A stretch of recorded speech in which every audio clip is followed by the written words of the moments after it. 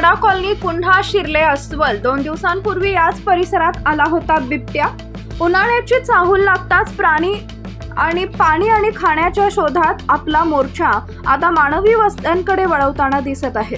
बुलढाण्याच्या म्हाडा कॉलनीमध्ये रात्री एक भला मोठा अस्वल शिरला।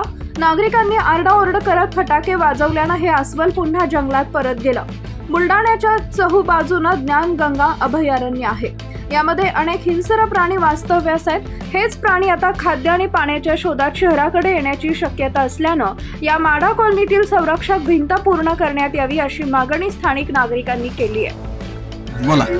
अमरावती गृहनिर्माण व क्षेत्र विकास मंडळ अंतर्गत बुलढाणा म्हाडा कॉलनीमध्ये अनेकदा अस्वल, रानडुक्कर, बिबट्या यासारखे हिंस्र प्राण्यांचा प्रवेश होतो।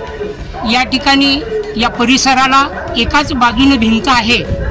वास्तविक पाहता हा परिसर अजिंठा डोंगर रांगेत दरीला लागून असल्याने या ठिकाणी जर परिपूर्ण भिंत असती तर अशा प्रकारच्या धोक्यापासून स्थानिक नागरिकांचं संरक्षण होऊ शकते आणि म्हणून संबंधित विभागाने या परिसराला परिपूर्ण भिंत कशी करता येईल असा प्रयत्न करणे, अशी कारवाई करणे अत्यंत आवश्यक आहे।